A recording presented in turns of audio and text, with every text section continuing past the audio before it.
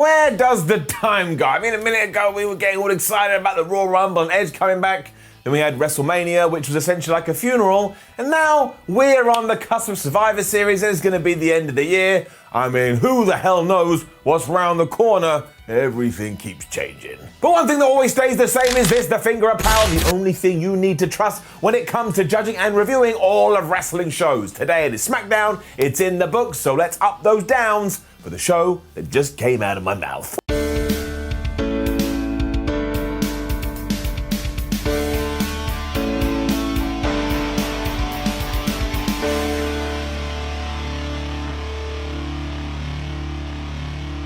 What a fun start to SmackDown. No promos, no nonsense, no shenanigans. Instead, Sasha Banks came out with her Women's Championship ready to defend it against Bayley, and we even planted some seeds of doubt beforehand when Bells cut a promo and she was like, look, Sasha Banks may be able to win titles, but she can't hold on to them. I'm about to get my belt back.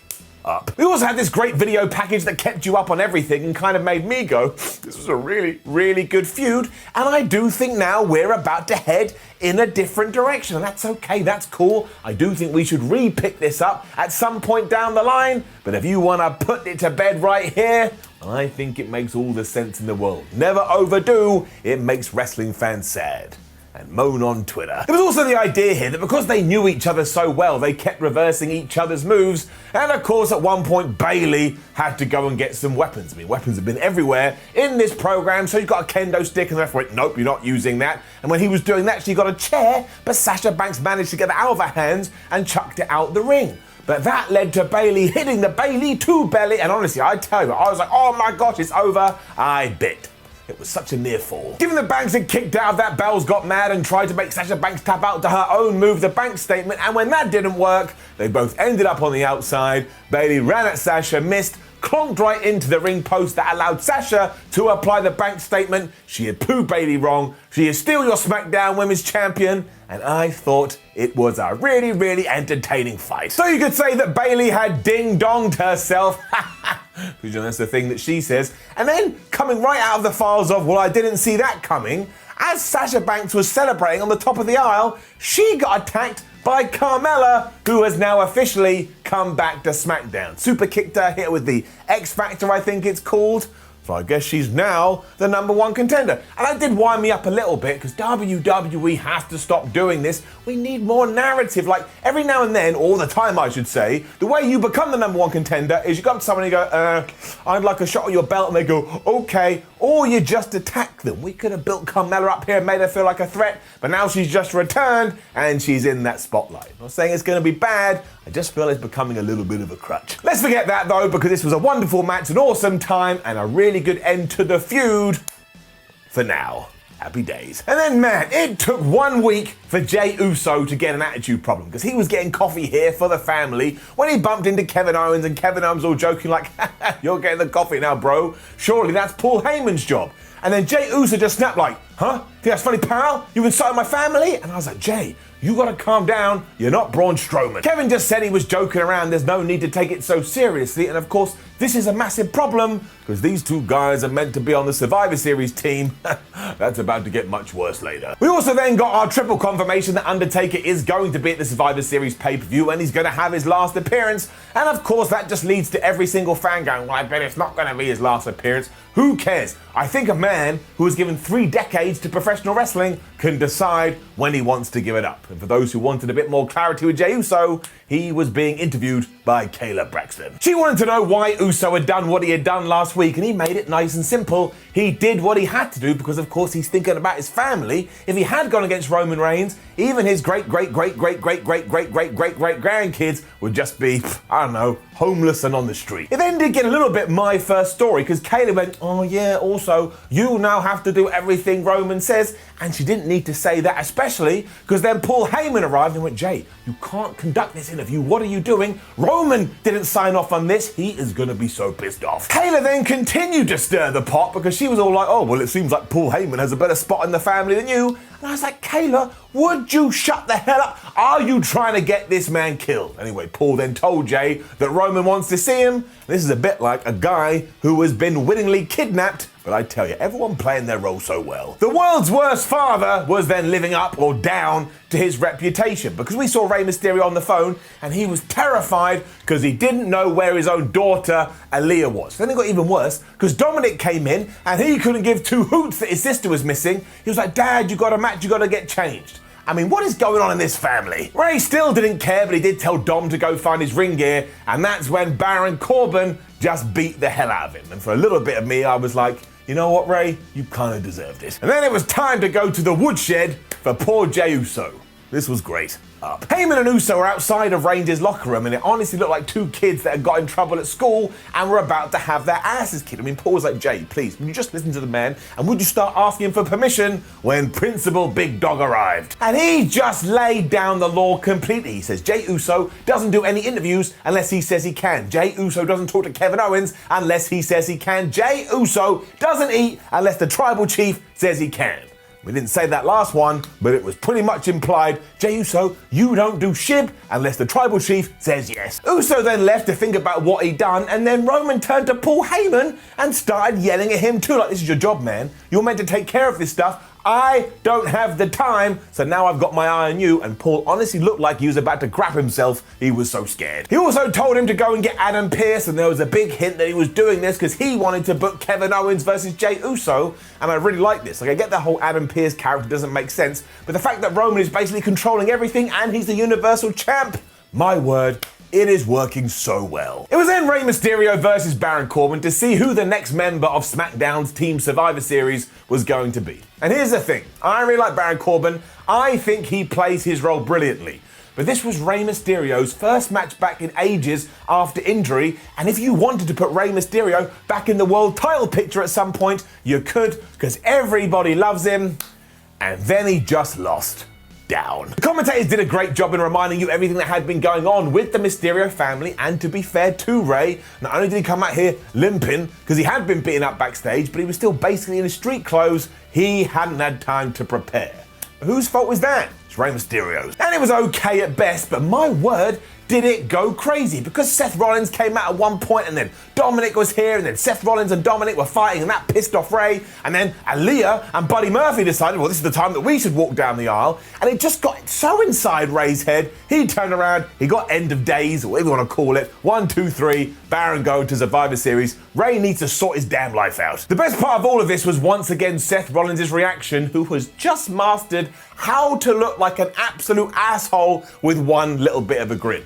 I think he has really come into his own with this character, and he gets a nice little round of applause. And then despite Adam Pearce already giving a shot to Natalya to get in the Survivor Series women's team, for no reason whatsoever, it was Zelina Vega versus Natalya versus Ruby Riott. I mean, this actually hurt my brain. I was like, what? How can you make sense of that? Down. I also thought the finish was one of the stupidest things I'd ever seen, and it made Natty look like an absolute idiot. She had the match won after applying the sharpshooter on Zelina Vega, but then Ruby Riott was like, well, maybe I should apply some kind of armbar here, and Natty just gave up her hold, so that when Vega did tap out, it meant Ruby was the winner. And Natalya was like, oh, what happened? I don't get it. I was like, you're a moron, Natty. That's what happened. With that said, I was so pleased with the winner here, I'm giving it an up. I've always said that I thought Ruby Riott deserved a little bit something extra, and I'm glad she's now going to be a focal point. Of course, you're asking, wait a minute, wasn't she in the team with Liv Morgan recently? The answer is yes, but it's WWE. You know what happens. He's up there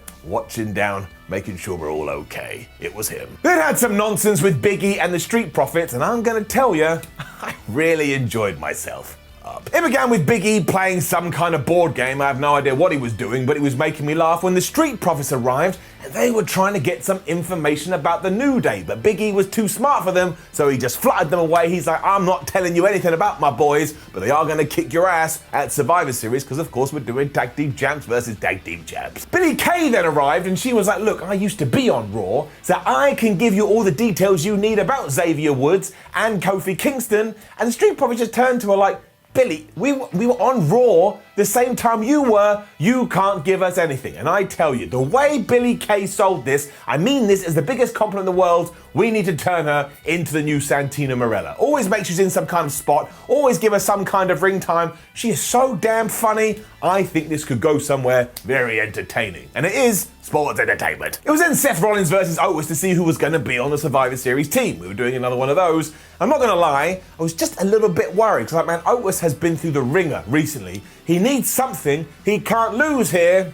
But actually, when all was said and done, this was such a good match, still getting up. The Mysterio family was watching from the back in the stupidest positions I have ever seen. You know that WWE always does that thing with the screens? Well, here, they were in a line. Nobody watches TV like that. Also, these guys, stop being so obsessed with Seth Rollins. You need a new hobby. Owens was great because he just threw Rollins around for a while. And I tell you, we do have something with him when all of a sudden events got very interesting as Murphy walked towards the ring. And I was like, what the hell is he doing here? He should be canoodling with his new girl. The whole point of this is to make it all ambiguous because now we don't know what the hell is going on because Murphy did indeed get on the apron. So Otis was like, no, you get down. I'm trying to have a match. And that caused the distraction, basically allowed Rollins to get in control. He hit the curb stomp. He got the win. Otis got screwed. Now Seth is going to Survivor Series, but of course the big question is what the hell was Murph doing? Afterwards, an elated Rollins also ran up to Murphy. He was like, is this what I think it means? Are you back with me? Are you going to let me lead you? And he was like, yes, you're my hero and I'm your disciple, mate.